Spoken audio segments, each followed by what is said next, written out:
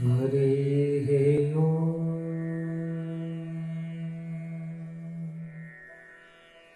श्रीगणेशाय नमः। श्रीसरस्वत्यै नमः। यं प्रव्रजन्तमनुपैतमपैतकृत्यम् द्वैपायनो विरहकातराजुहाव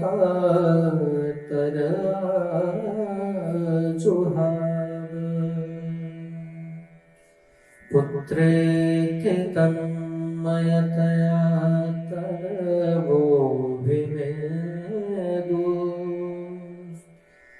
तं सर्वभूतहृदयं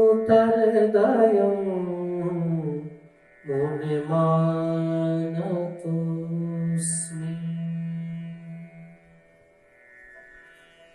परम मंगलमय परात्पर अखिलेश्वर भगवान श्री द्वारिकानाथ नंद नंदन के पावन अनुग्रह से आप और हम सब भागवत की दिव्य कथा और हमारे कार्यक्रम भागवत की कथाएं के माध्यम से आप लोग भागवत का यह द्वितीय सत्र श्रवण कर रहे हैं। पूर्व के सत्र में हमने भागवत के महात्म्य के प्रथम श्लोक सच्चिदानंद रूपाय इस पर चर्चा की। अब हम लोग महात्म्य के द्वितीय श्लोक अर्थात जिसमें भगवान श्री सुखदेव जी का वर्णन किया गया है, ऐसे श्लोक का हम लोग दर्शन करते हैं। सुखदेव जी महाराज कौन है? बोले जिन्होंने जन्म लेते से ही प्रव्रजंत हो गए। सुखदेव जी के जन्म की कथा जो बड़ी विचित्र है, बड़ी सुंदर है। एक बार की बात है, कैलाश पर भगवान शिव आंख बंद करके बैठे हुए थे। भगवान श्री राम का मन ही मन स्मरण कर रहे थे और धीरे धीरे चित्त समाधि की ओर बढ़ता चला जा रहा था। समाधि की ओर बढ़ता चला जा रहा था और लगभग आंख बंद करके भगवान शिव का ऐसा ध्यान लगा कि पता ही नहीं चला कि कब कैलाश पर श्री नारद जी का आगमन हो गया। नारद जी ने देखा भगवान शिव तो आंख बंद करके भजन कर रहे हैं। नारद जी ने मन में विचार किया, भैया जो भगवान का भजन कर रहा हो ऐसे व्यक्ति को कभी उसके भजन में बाधक नहीं बनना चाहिए, उसके भजन में उसको डिस्टर्ब नहीं करना चाहिए। परंतु हम लोगों में क्या है, संसार में आप देखते हैं जब कोई जल का लोटा लेकर के भगवान के मंदिर में जाने लगता है तो लोग कहते हैं अरे देखो बड़े भक्त आ गए, तो उसको निरुत्साहित करते हैं। परंतु कोई सच्चा संत जब होता है तो वो यदि कोई भगवान की भक्ति करने के लिए उद्यत होते हैं तो उनको और आगे बढ़ाते हैं, उनको उनकी रास्ते का रोड़ा नहीं बनते, उनको बाधा नहीं पहुंचाते। नारद जी ने भगवान शंकर जी को देखा भजन कर रहे हैं, बोले जो करना चाहिए वही कर रहे हैं, इसलिए मत रोको। हर व्यक्ति को क्या करना चाहिए? भगवान का भजन करना चाहिए, और यदि वो कर रहा है तो उसको रोकना नहीं चाहिए, क्योंकि उसकी जीवन का लक्ष्य वही है। जो करना चाहिए वही कर रहा है तो क्यों रोकना? हाँ, जो नहीं करना चाहिए वो कर रहा है तो रोकिए। बहुत सारे ऐसे लोग हैं जो नहीं करना चाहिए वो कर रहे हैं, उन्हें रोक कर दिखाइए। जो भजन कर रहे हैं वही तो करना चाहिए व्यक्ति को, उसमें क्या रोकना।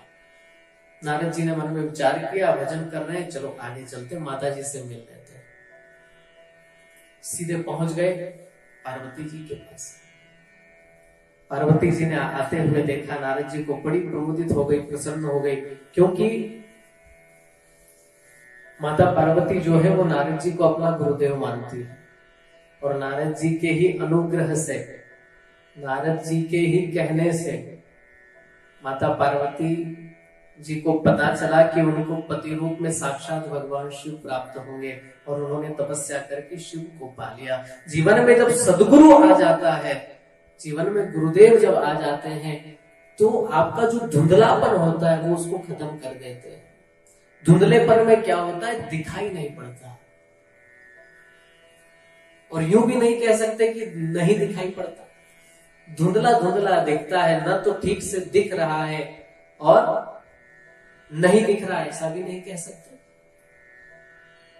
तो धुंधलेपन में जब व्यक्ति पड़ा रहता है उसे सही से दिखाई नहीं पड़ता। जब सच्चा रास्ता दिखाने वाला कोई सदगुरु आ जाता है तो जीवन का लक्ष्य एकदम साफ दिखाई पड़ने लगता है। पार्वती जी को साफ दिखा दिया कि तुम्हें तपस्या करोगी तो तुम्हें भगवान शिव मिल जाएंगे। तब से पार्वती जी नारद जी को अपना गुरु मानती है। नारद जी जैसे ही आए बड़ा स्वागत किया, सत्कार किया। नारद जी ने कहा, मैया बड़े दिनों बाद आना हुआ है। माता पार्वती जी भी कहती, यही तो मैं कह रही हूँ, अरे इतने दिनों से आप आए नहीं गुरुदेव, आपको आते आते जाते रहना चाहिए। नारद जी जो है, देखो नारद जी बड़े कौतुकी हैं। नारद जी जो भी करते हैं उसमें कोई ना कोई राज छिपा होता है। नारद जी मन में विचार करते हैं, बोले आज कोई ना कोई अच्छा काम करके जाऊंगा।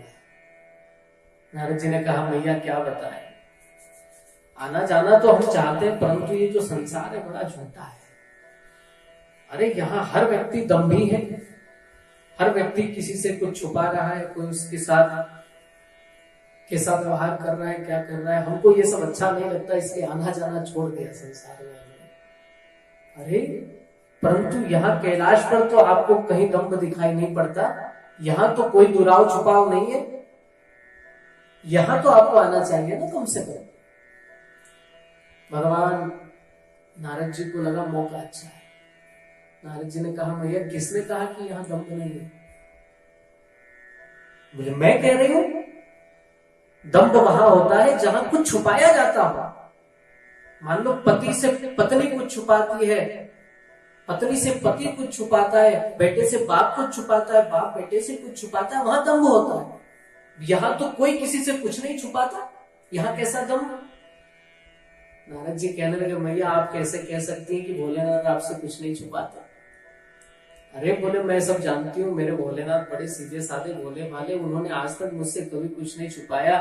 नारद जी एक बात आपको बताऊं, अरे जो गुरु जी मंत्र देते हैं वो मंत्र किसी को नहीं बताया जाता, परंतु हमारे भोलेनाथ तो वो भी हमें बता देते हैं। जो जो भगवान की सब जब ध्यान लगाते हैं उसमें जो जो दर्शन, जो जो लीलाएं दिखाई पड़ती है वो सब मुझे बता देते हैं। वो तो कोई दुराव छुपाव नहीं करते। बोले मैया माफ करना, परंतु एक बात कहें, भगवान शिव के गले में जो मुंडों की माला है आज तक आपको बताया वो किसकी है? अब पार्वती जी मन में विचार करने लगी, ये तो नहीं बताया। पार्वती जी कहने लगी, महाराज मैंने कभी पूछा नहीं इसलिए शायद उन्होंने नहीं बताया। बोले पूछा नहीं तो आपको बताया नहीं, ऐसे कैसे पति है? बताना तो चाहिए। पार्वती जी के मन में बात बैठ गई, बोले बात तो सही है। नारद जी कहने लगे, मैया हम चलते हैं। मन में विचार किया, अपना काम हो गया। पार्वती जी कहते, अरे बेटे नहीं मैया, बहुत अभी देखो ना, लक्ष्मी जी के पास भी जाना है, उधर ब्रह्माणी के पास भी पहुंचना है, बड़े दिनों बाद निकला हूं, सबकी खबर पूछता हुआ निकल जाऊंगा। ठीक है गुरुदेव, जैसी आपकी इच्छा। अब नारद जी तो वहां से चले गए। जाते जाते नारद जी ने देखा कि भगवान शिव की आंख खुली है, इशारा किया, प्रभु जय श्री राम। अरे माता जी आपको याद कर रही है पीछे। भगवान शंकर ने मन में विचार किया, बोले आप पधारे थे तो माता जी तो याद कर ही रही होंगी,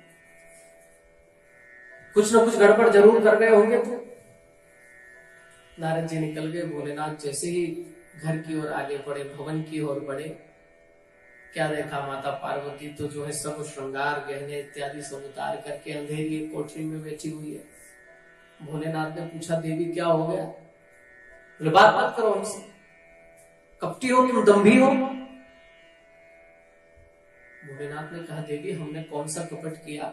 अरे हमने तो सदैव संसार का भला किया, सबका भला किया है। अरे हम जब दूसरों के भले के लिए, संसार के सामान्य लोगों के भले के लिए विष का पान कर सकते हैं देवी, तो तुम्हारा तो सदैव भला चाहेंगे।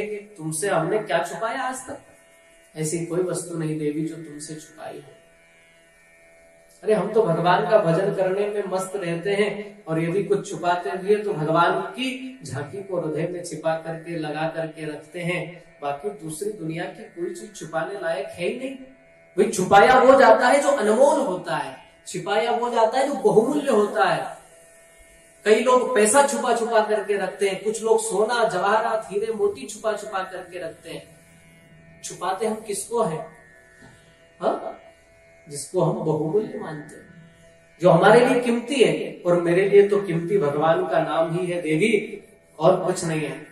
तो हमने तो वो भी उनसे नहीं छुपाया, तो भला दूसरी संसार की कोई चीज हम क्यों छुपाएंगे? बोले जब आपने कुछ नहीं छुपाया तो ये क्यों नहीं बताया आपके गले में जो ये मुंडों की माला ये किसकी है? भोलेनाथ ताली बजा करके हंसे, बोले देवी तुमने कभी पूछा नहीं तो हमने, अरे तो हमने पूछा नहीं, तुमने बताया भी नहीं, बताना तो चाहिए ना, पत्नी है हम तुम्हारी। बोले देवी कोई बात नहीं, शांत हो जाओ, अब बता देते। अच्छा ठीक है, बताइए किसकी है? बोले देवी हम तुमसे बहुत प्रेम करते हैं और उसी प्रेम का जो प्रमाण है वो हमारे गले में है। हमारे गले में जो तुम देख रही हो ना, ये हमारे और तुम्हारे प्रेम का ही प्रमाण है। ये जो मुंड है ये किसी और के नहीं है, ये मुंड सब तुम्हारी है। पार्वती जी कहने लगी मेरे मुंड आपके गले में? बोले हाँ देवी। बोले मेरे मुंड आपके गले में कैसे हो सकते हैं? बोले देवी हम तुमसे इतना प्रेम करते हैं, हर जन्म में तुम्हारा विवाह हमारे साथ होता है, और जब जब तुम इस शरीर को छोड़कर चली जाती हो तो हम तुम्हारा जो मुंड है उसे अपने गले में, अपने प्रेम के कारण उसको गले में धारण कर लेते हैं। तो ऐसे ही देवी जितने तुम ये मुंड देख रही हो उतनी बार तुम मर चुकी हो, और तुम्हारे मुंड हमने प्रेम के वश होकर के धारण कर रखे हैं। ये तुम्हारे प्रेम का ही प्रमाण है। अब तो पार्वती जी और गुस्सा हो गई। पार्वती जी कहने लगी अच्छा, मैं इतनी बार जन्म लेकर के मर चुकी, तुमने न जाने कौन सी जड़ी बूटी खा रखी, तुम अमरनाथ बने बैठे हो, तुम नहीं मरते? भोलेनाथ कहने लगे देवी बुरा न मानो, परंतु एक बात बताए, हमने अमर कथा का पान कर रखा, हमने अमर कथा सुन रखी है, और उसी के कारण ये जन्म मरण का जो चक्कर है ये हमारे पीछे नहीं पड़ता है। पार्वती जी कहने लगी तो फिर तो तुम और भी बड़े वाले कपटी निकले। अरे तुम तो अमर हो और हम जन्मते रहते मरते रहते, ये चक्कर हमसे छुड़वाओ, हमको भी अमर कथा सुनाओ। भोलेनाथ समझ गए टालने का तो कोई काम है ही नहीं, क्योंकि पारा इतना गर्म है कि टाला नहीं जा सकता। भोलेनाथ ने कहा ठीक है देवी, हम तुमको भी सुना देते हैं, समस्या क्या उसमें? ठीक है। बोले काम करो, आसपास देख करके आओ, कहीं कोई जीव जंतु तो नहीं है। भोलेनाथ ने ताली बजाई, सब जीव जंतु भाग गए। पार्वती जी एक बार और देख करके आ गई, कहीं कुछ नहीं था। एक गुफा में एक अंडा दिखाई पड़ा। मन में विचार किया ये तो अभी अंडा है, इसमें क्या होगा, तो चलिए आए। भोलेनाथ ने कहा कहीं कुछ नहीं। बोले नहीं महाराज कहीं कुछ नहीं है। भोलेनाथ ने कथा का आरंभ किया, और जैसे जैसे कथा बढ़ती चली गई, 1 दिन हुआ, 2 दिन हुआ, 3 दिन हुआ, 4 दिन हुआ, चौथे दिन, 5वें दिन तो जाकर के अब तो महाराज पार्वती जी को निद्रा सताने लगी, और उधर जो वो छोटा सा अंडा था वो अंडा फूट करके उस अंडे में से एक शुक का, एक तोते का बच्चा निकला, और उसको कथा सुनने में बड़ा आनंद आ रहा था। उसने देखा कि पार्वती जी को लगभग नींद आ रही है, क्योंकि भोलेनाथ की एक शर्त थी। बोले देवी हम जब भी कथा करते हैं आंख बंद करके कथा करते हैं, अब सामने वाला जग रहा है कि सो गया, ये हमें कैसे पता चले? तुम एक काम करना, ओम ओम का उच्चारण करती रहना, जिससे हमें पता चले कि तुम जग रही हो, तुम सुन रही हो। तो आंख बंद के कोई कथा करे, श्रोता उठ करके चला जाए या बैठे, कैसे पता चले कि कोई सुन रहा है कि नहीं सुन रहा? तो ओम ओम तुम बोलती रहना, ठीक है। अब जैसे ही पार्वती जी को नींद आने लगी, ओम ओम जो है वो धीरे पड़ने लगा। उस शुक ने विचार किया, उस छोटे से तोते के बच्चे ने मन में विचार किया, यदि ये सो गई, इनका ओम बंद हो गया, तो जो कथा का आनंद है वो भी सब खराब हो जाएगा।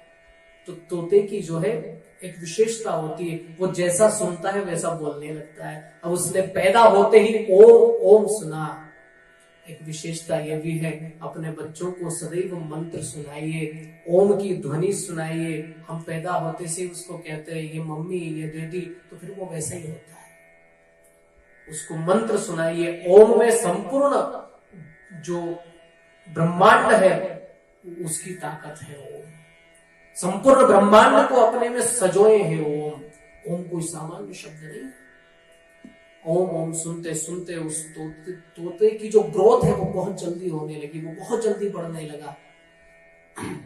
और जैसे ही पार्वती जी सोई, तोते ने ओम ओम बोलना शुरू कर दिया और 2 दिन तक वो बोलता रहा।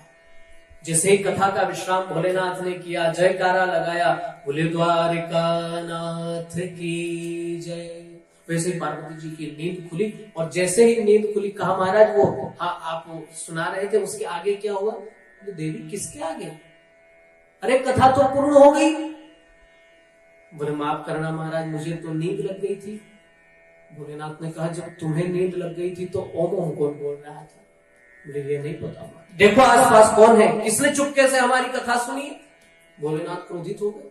आसपास देखा, कहीं कुछ दिखाई नहीं पड़ा। एक छोटा सा तोता बैठा हुआ था, तोते का बच्चा। अब तो भोलेनाथ ने उसकी तरफ देखा, त्रिशूल उठा लिया क्रोध में भर करके। अब तोता वहां से भाग, बचने वाले नहीं, आज तो भोलेनाथ मार डालेंगे। अब तोता आगे आगे, भोलेनाथ त्रिशूल लिए पीछे पीछे। उड़ता उड़ता वो तोता जो है व्यास जी के आश्रम में पहुंच गया।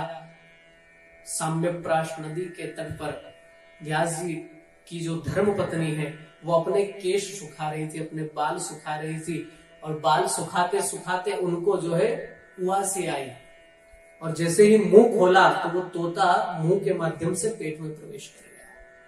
भोलेनाथ पीछे पीछे दौड़े आए और आश्रम के द्वार पर आकर के व्यास जी को आवाज लगाई, अरे व्यास जी बाहर आइए। व्यास जी दौड़ करके आए, अरे भोलेनाथ आप दरवाजे पर हमारे पधारे, हमारे तो भाग्य खुल गए। अरे बोलेंगे ये आव भगत करने का आदर सत्कार का समय नहीं है, मेरा चोर तुम्हारे घर में घुसा है, उसको निकालो बाहर। महाराज आपका चोर कौन है? अरे मैं उसको मार डालूंगा। परंतु महाराज हुआ क्या है? अरे बोले उसने हमारे यहाँ चोरी की है। व्यास जी हंस करके कहने लगे, महाराज सांप बिच्छू यही तो सब तुम्हारे घर में है, और है क्या? कोई हीरे जवाहरत तो है नहीं जो चुरा लिया तुम्हारे। क्या चुरा लिया ऐसा उसने? मुझे तो नहीं लगता कि तुम्हारे यहाँ चुराने जैसी कोई चीज है। भोलेनाथ कहते हैं व्यास जी ये बहस करने का समय नहीं, आप बताइए वो कहाँ है। बोले पहले ये तो बताइए क्या चुरा लिया। बोले उसने मेरी अमर कथा चुरा ली है और मैं उसको जिंदा नहीं छोड़ूंगा, मार डालूंगा। व्यास जी हंस करके कहने लगे, बोले भोलेनाथ माफ करना, परंतु लगता है कि आज भागवान कुछ ज्यादा पी लिया। अरे आप खुद कह रहे हैं कि उसने अमर कथा सुन ली है, और जो अमर कथा सुन लेता है वो मरता नहीं। महाराज आप कैसे मारेंगे? भोलेनाथ ने कहा, अरे मैं तो क्रोध में भूल ही गया था भैया, जो ही राम सोई राम, शायद राम जी की इच्छा, वो मर तो सकता नहीं है।